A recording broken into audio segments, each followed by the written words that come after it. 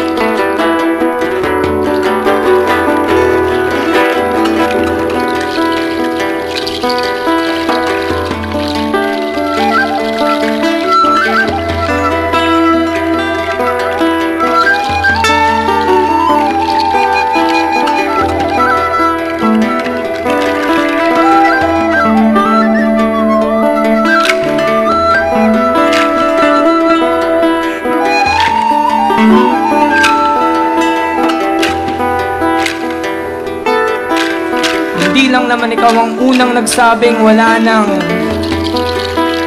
nang pag-asa ang sibilisasyon sa mundong ito.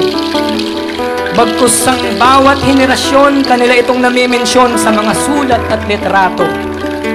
Madalas nating inaasa ang pag-asa ng masa sa taong nakaupo sa politika, pero sino bang dapat nating paniwalaan at pakinggan? Kung ang lahat na lang ng nagsasalita ng magaling ay ating susundin, hindi na tayo mag-iisip ng sa sarili natin. Madalas na mag-aawayan, mag-uunahan at walang pagkakasundo. Malaking pruweba ng tao'y nakatadhanang mabigo. At anumang pilit magmahalan, magkaisa, magtulong-tulungan, marami pa ring masasaktan. Dahil ang buhay ng tao ay nakatadhana. Ang buhay ng tao ay nakatadhana. Ang buhay ng tao ay nakatadhana, pero hindi dito sa lupa.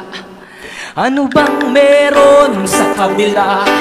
Meron nga ba o wala? Di kaya ito ay isang likhang tula lamang. Pero kung totoo ang buhay ko sa mundo, ang siyang katang-isip lamang. Sino ang magsasabing wala ka nang kayang gawin sa panaginip na ito'y walang gumigising? Eh ano ang paki mo kung meron siyang sariling mundo? Sa sarili mo bang mundo siya'y sumasali? Realidad, kanya-kanya. Realidad, kanya-kanya. Realidad, realidad.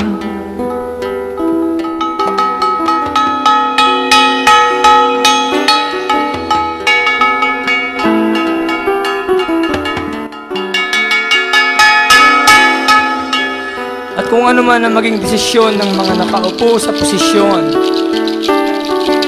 kaya mo bang hindi mangonsumisyon sa laki ng komisyon na kinikita nila laban sa oposisyon? At sino bang oposisyon? Di ba tayong apektado ng apelyidong pare-pareho na sinasabing itutuloy nilang sinimulan ang sinimulang pagputol ng mga puno sa tabing daan paglaso ng insekto at mga halaman, pagnakaw ng yaman ng karagatan at kabundukan, pagmamaliit sa maliliit na nagtitinda sa lansangan, at pagbabaliwala ng mga walang-wala. Alam kong meron tayong kanya-kanyang buhay, magdesisyon ka't hindi, lahat tayo ay mamamatay. Lahat tayo ay mamamatay. Ano bang meron sa kabila? Meron nga ba o wala? Di kaya ito ay isang likhang tula lamang.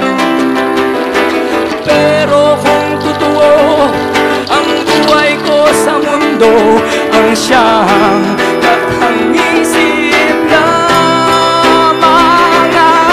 Sino ang magsasabing wala ka nang kayang gawin sa panaginip na ito'y walang gumigising?